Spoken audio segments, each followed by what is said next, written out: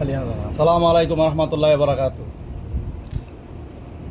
এই যে একটা এসি, এই যে একটা দেখেন প্যানেল বোর্ড, এই বোর্ডটার মধ্যে দেখেন এগুলো কিন্তু টাচ সিস্টেম, এগুলা টাচ সিস্টেম, এগুলা কিন্তু দেখেন এখন এসিটা চলতেছে। এখন এই এসিটা যে চলতেছে, এখন দেখা গেছে আপনার এই এসিটার রিমোট নাই। এখন যদি রিমোট না থাকে তাহলে আপনি এটা কিভাবে ইউজ করবেন, কিভাবে চালাইবেন? রিমোট ছাড়া কিন্তু কোনো অবস্থা চালাইতে, অতএব এখানে বাটন আছে, দেখেন এই বাটন, এই বাটন দিয়ে আপনি কীভাবে চালাইবেন? এখন দেখেন এই যে একটা বাটন, এইগুলো হচ্ছে ফিঙ্গার সিস্টেম, আপনি আঙুল দিয়ে ফিঙ্গার দিবেন চলবো। কিন্তু এখন আমি হাজারো ফিঙ্গার দিই, দেখেন এই যে চলে না।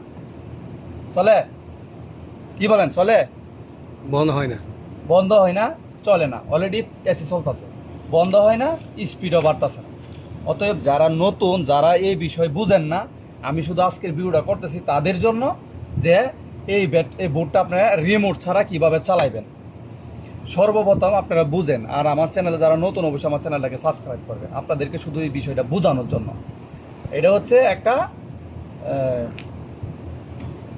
দুর্লভ এসি, দুর্লভ এসি।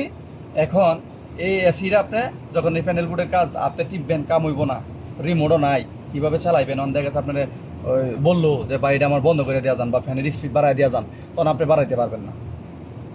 হ্যাঁ, তখন আপনি বাড়াইতে পারবেন না। এই ইনভার্টার এসির যে কাজ, এই টাচের মাধ্যমে চলে, এই আঙ্গুলের টাচ ফিঙ্গার সিস্টেমে চলে। এখন যেহেতু বাটন নাই, ফিঙ্গার সিস্টেমে চলে, বাটন কিন্তু নাই, দেখছেন এই যে বাটন নাই, অতএব ফিঙ্গার সিস্টেমে চলে। কীভাবে আপনি চালাইবেন রিমোট ছাড়া? অনেকে জানেন, আবার অনেকে জানেন না। যারা না জানেন তাদের জন্য আমার ভিডিওটা বানানো। তো আমি দেখাই আপনারা কীভাবে চালাইতে হবে। আমি এখন এই এসিটা বন্ধ করবো, এই যে দেখেন চলতেছে, আপনারা দেখতে থাকেন। এই যে এভাবে, এটা হচ্ছে অফের বাটন, আর এখানে লেখা আছে ফ্যান লক। দেখেন এখানে ফ্যান লক লেখা আছে, এই ফ্যান লকটা একটু কাছে তুলে দেখেন। এই যে ফ্যান লক, ফ্যান লক, এই লকটা আর এই পুশ বাটনটা দুইটা মিলাই ধরেন, একটু পিছনে এনে ধরেন।